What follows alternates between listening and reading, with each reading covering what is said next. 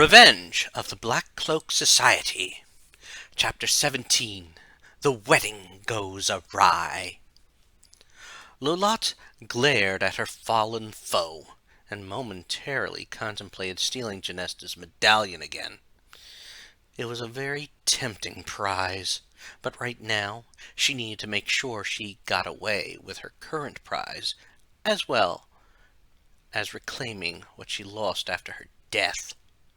She knew Genesta would not be attacking her right now. As she turned to look at all the wedding guests and saw no one attacking, she knew that one of those individuals wasn't going to attack her, since it was Shadrach. He had left a note for her that she looked at after she had gotten control. He wasn't going to reveal himself, as the note said, but she wondered for a moment why no one was attacking. It then hit her that they didn't want to hurt Rosella. That was something she was going to use to her advantage. With a snap of her fingers, a yellow scarf appeared, and she directed it towards the still shocked Edgar. In an instant it wrapped around his neck, and he screamed as the transformation began. The screams caused more panic to erupt, and the people started to back away, fleeing from their seats and out of the room. There was no doubt in her mind that the chaos would also bring the guards, but they wouldn't be able to enter. During all this, she heard a whimper in her mind, and she had no doubt that Rosella's soul was taking all this in and experiencing pain at it all. She was sure that Edgar's transformation caused her greatest foe pain. It was that pain that would help destroy her spirit faster. Once that happened, Lolotte knew her return would be complete. She then looked on as two individuals started to approach. She wasn't surprised to see who they were, although the one she had only seen in person today. They were King Oberon and King Graham. Both of them had stern looks on their faces, and no doubt wanted to apprehend her. In fact, she was sure Oberon was trying to decide what spell to use when his eyes started to glow as he spoke. "Lolotte, how did you manage to cheat death?" She then heard King Graham ask another question, one that she was sure he wouldn't like the answer to. "And what have you done to my daughter?" She noticed neither of them were armed, but didn't think that would hinder Oberon too much. In the back, she noticed that the bridal party had all rushed there, but some started to advance as well. A quick glance to her side allowed her to see that the transformation had completed, and she faced the two advancing kings. She laughed and answered both their questions. "I've learned many tricks since you banished me, Oberon. I learned to place a copy of my essence, or what the mortals call a soul, into an object. In due time, I'll take over this form and Rosella will be no more." She relished the look of shock on Graham's face, and then saw both of them start to advance. She was ready for that, and launched a bolt of force at them, knocking them both backwards into the group. No doubt some of the guests were knocked down as the two kings ran into them. She also noticed some of the various members of the wedding party advancing, as well as some of the guards. This made her think it was time to head back to Tamir. She extended a hand towards Edgar, and magically brought him over to her. She then shocked them all when she manifested fairy wings and flew out of one of the windows with her captive. It may take her a little time, but she would get to Tamir and her castle. After that, she would try to pick Rosella's mind to find out where she put Pandora's box. That, she was sure, would not only boost her power, but that of the Black Cloak Society. Queen Valenice had run to her husband when the blast had knocked him back. She hoped the blast hadn't hurt him, but there was no telling what that blast had done to him. In fact, she wondered if the fact that Lolotte was now in control of Rosella's body might impact any power that was used. Once she was to his side, she noticed that Alexander and Cosima had also come to his side. For a moment, Valenice had a flash back to when Alexander had returned to Daventry after being missing for so many years. Just as her husband had been ready to pass on his adventuring cap, he suffered a heart attack. Luckily, Rosella had come back with a cure for him. Now, however, they all asked the same question that was on her mind, although when she asked it, it was, "Graham, are you all right?" To her horror, when Graham went to respond, he couldn't even get a word out as he grasped at his chest. Her Valenice, she was reliving a nightmare from those years ago, but worse. Her husband was dying and her daughter was possessed. She was about to lose two family members on what was supposed to be one of the happiest days of their lives. She quickly grabbed her husband and tried to fight the tears threatening to burst forth. As if picking up on her distress, Valenice felt a presence over them, and she looked over to see Queen Titania walking over to them. She noticed the concern on the Fairy Queen's eyes, and watched as she knelt down. She then watched as Titania placed a hand over Graham's heart, and a glow started. Before she could ask, she heard her say, "It will be all right. While your husband is immortal, it was most likely his age that, as well as the latent magic in Rosella, that allowed the blast to do that. He'll be fine in a bit, but he'll need rest." Valenice nodded and watched as the pained look on Graham's face slowly faded, only to be replaced by a calm look. She could feel his chest rise and fall, telling her that his breathing was fine. She felt relief, knowing that Graham was going to pull through the attack, but now she was worried about Rosella and how they could save her. She recalled what had happened to the young lady that had been possessed by Dahlia, and fear that her daughter was lost to her started to overwhelm her. While she had felt the sadness before when they first entered the realm of Eldritch, she knew she had to be strong and not let it overwhelm her now. She could not let this day be made any darker than it already had. She had to fight the evil that was darkening this day. She got up and turned to face Titania, and asked the question that was on her mind. "Queen Titania, we've already had to deal with a possession. Is there any way to save Rosella from dying if we must kill Lolotte in her body?" She noticed a slightly horrified look on Titania's face, but then a calmness replaced it, most likely recalling being told what had happened with Dahlia's attack.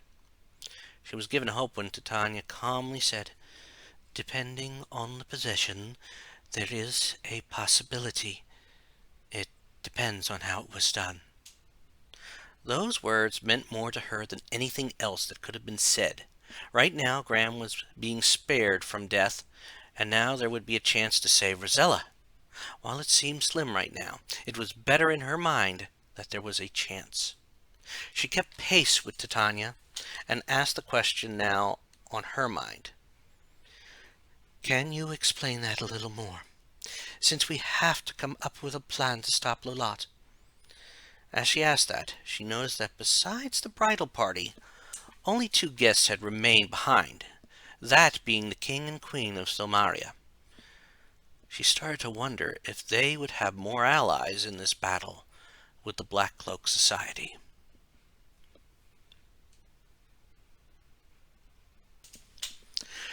Titania looked at Valenice and paused for a moment.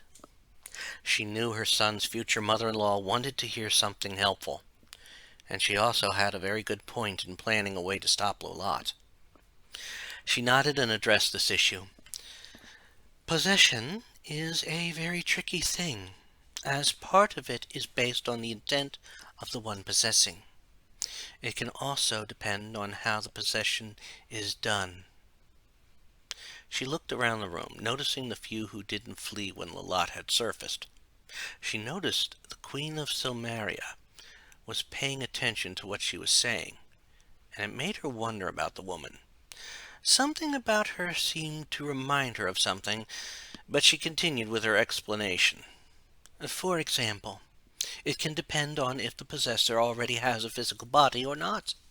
That can factor in if they wish to control the one they are possessing or passively observe.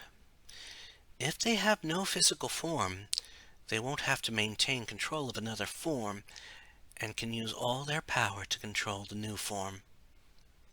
She saw Valenice nod in understanding.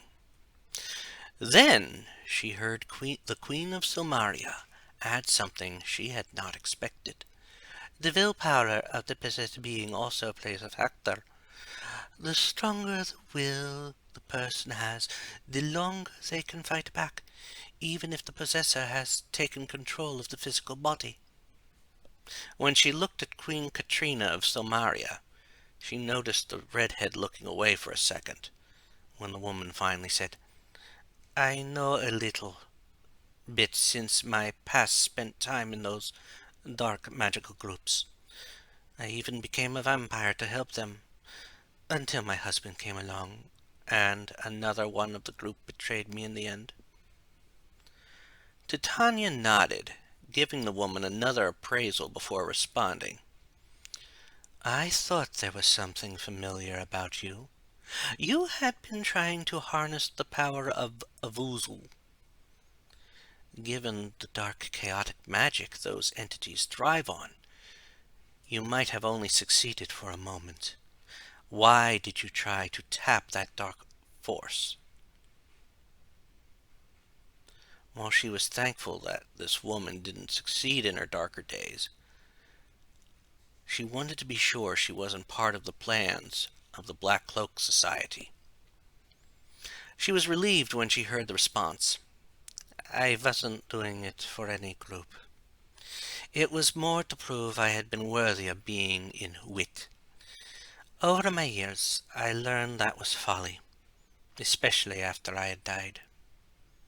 It was then Titania had realized what had happened. She had heard some things about how the Dark Order had formed and fallen apart centuries ago in Mordovia. She had also heard Count Sepish say how someone had asked for his dark gifts in a hope of controlling those dark rituals, but hearing how the person wouldn't be able to find them. At least the woman had realized her folly. Titania went back to explaining the possession to Valenice. "As Queen Katrina stated, willpower is a factor. That means we may have a good deal of time to break Rosella free, as long as Lolotte doesn't get a boost in power." She started to wonder if there was anything that could complicate things. It was at that point she heard Genesta say, "Titania." She had almost forgotten that Lolotte had attacked her and ran to her side. Luckily, she had already started recovering from the attack. When she got close, she heard Genesta say, "Titania, Lolotte knows that Pandora's box is located in Tamir. After what happened to Alexander, I had called Rosella to Tamir to find out how secure it could be." Hearing that bit of information caused Titania to realize how much Lolotte had been up to before she had been defeated.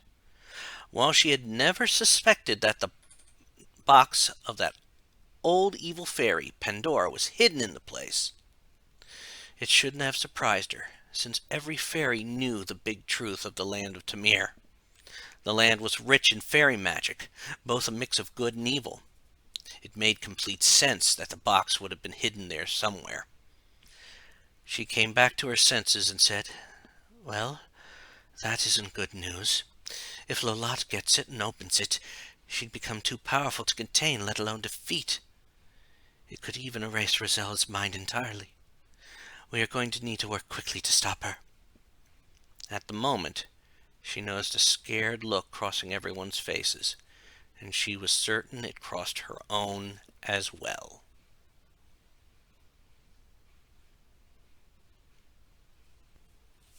Princess Yvette stood listening to everything that had been said about what was going on, especially the news about Pandora's box being in Tamir. She had never heard Rosella speak about that during their visits, but she never suspected what she heard. She moved forward to Titania and said, "Queen Titania, how much danger does Pandora's box represent? Rosella once told me that parts of Tamir felt evil, even though they weren't near Lolotte's castle." She heard Titania speak after she said that. "Yes, it is one of the big secrets of Tamir. In fact, a big secret of the whole continent of Tanalor. You see, Tamir is enchanted to bind very dark, ancient evil magic. The mountains bind a dark creature that had been linked to the house that is seated in the eastern part of that land. It is also why the evil of Pandora's box was so well hidden." Everything about that made sense to Princess Yvette, except for one little detail. "I know this will sound foolish, but I've always heard that only hope was in the box." She looked over the group, hoping that she hadn't heard wrong. By the looks on their faces, she figured she hadn't been the only one who heard that. She even saw Titania nod as she responded. "It was all part of how we hid what she had done. By instilling that only hope is in the box, and that it should not be lost, even evil doesn't go after it. Only those who truly looked into it, and even knew the history of the fairies, would know that the box didn't contain hope, but the darkest demons that Pandora managed to control. It took many to defeat her, and she had only unleashed one of the 100 she had in the box." She noticed that Titania had shivered slightly, as she must have thought about whatever those creatures might be. She thought about what Lolotte would do now and figured that the evil fairy would most likely make an attempt to get the cursed box again. While it would most likely wipe out Rosella's mind and soul, it might even cause more chaos in the land, if not the world. What they would have to do is somehow remove the evil thing from its current hiding place and move it somewhere place different. Before anyone else could say anything, Yvette spoke up to Titania. "Your Majesty, I'd like to volunteer on helping defeat Lolotte. No doubt we will need to find and move the box, since Rosella does know where it is. She did allude to it once when she recounted her adventure in Tamir. She hoped she wasn't too forward on that, but she could tell the Queen of the Fairies wasn't going to deny her offer." She then heard Titania respond to her request. "I do appreciate that, but this is slightly different than when Rosella had gone into Tamir. I feel more magic will be needed than what you could harness." Yvette blinked when she said that, and then realized that while her own family could harness some magic, she hadn't had any training in harnessing magic. If magic was going to be needed, she wasn't going to be much help. She was surprised when someone spoke up, and she turned to look at who had spoken. It had been the woman who had spoken about possessions, Queen Katrina of Silmaria. "Queen Titania, I offer to help her on this. My magical skills might be helpful in many ways. Besides, I still have some sway with some of the dark creatures." Yvette could see how that could be helpful, but also hoped it was an honest offer of help. She could see Titania was thinking about it. She figured they would need to get going as quickly as possible. She did figure that Rosella would not share that information, at least not willingly, with Lolotte. Of course, she didn't know how long Lolotte was in control, although she suspected it happened after she met with Rosella last night. Before Titania could say anything, she noticed that Oberon had gotten up and looked like he had something to say regarding this whole situation.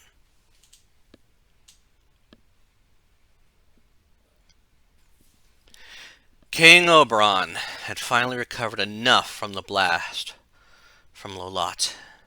It took him longer than he would have preferred. It was obvious that Lolotte had already tapped into the latent magical power he had sensed in the girl. He had a feeling that, should they be successful, his future daughter-in-law would be forever changed. It wouldn't be the first time a mortal was turned into a fairy. He had been listening to everything that was being said while he recovered. He felt they were forgetting something very serious, at least serious to Rosella's family. Before you head to Tamir, something will need to be done to fortify Rosella's mind. While I'm sure Rosella can fight off Lolotte for a while, she will last longer if we can join her mentally. The only problem is that such telepathy needs proximity to work, even amongst our kind. To his surprise, he heard a dignified voice state, "What about through dreams?" He turned to look at one of the individuals who was being allowed back into the room, since the chaos seemed to have ended. He had almost forgotten that one of the guests from Ooga Booga had been the good Dr. Mort Cadaver. He knew of the undead doctor's fascination with the dream realms, and knew of his part in the events that stopped Militia. He then rubbed his chin and beard, considering the idea. While he didn't know much about the dream world, it could be that someone being possessed might be in a dream state while their soul still exists. To be honest, I'm not entirely certain. If it is possible, Mab would know. A shame she couldn't attend the wedding, or we could have asked her. He watched as Dr. Cadaver nodded and then stated, "I think that shouldn't be a problem. Recently I've had some of the vampires and other undead who gather thralls come into my office complaining about dreams from thralls, and then losing the link to that thrall. I've discovered a mental link between them and their thralls. It is quite a clever way for the stronger ones to break free. I would imagine that if a possessed soul is in a dream state, Mab would know. I also know for a fact that Queen Valenice knows exactly where Mab's palace is in the dream world, and I can help her get in there again." He then noticed Queen Valenice approach Dr. Cadaver, saying, "Do you still have the tapestry, Dr. Cadaver?" When he saw the man nod, Valenice then said, "That could be it. I'll go to Mab and ask her help on this matter.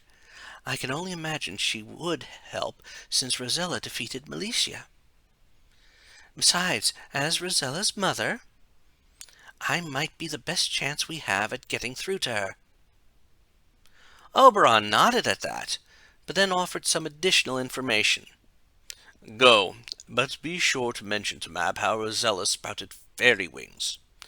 I suspect that Lolotte's possession has somehow awakened something in Rosella. I believe if she survives this, she'll be a bit more fairy now." He noticed the look on Valenice's face, but he held up a hand and said, "It isn't the first time a transformation like this has happened, but I do suggest that you and Dr. Cadaver go now and start the process." He then turned to Princess Yvette and Queen Katrina. "We will transport you to Tamir in a few minutes. Do what you can to hide and secure the box better, as well as come up with some trick to capture Lolotte." He saw them both nod, and a small part of him wondered if Queen Katrina was already thinking about a possible plan. He had heard of her past, and a part of him hoped she wouldn't revert to her evil ways.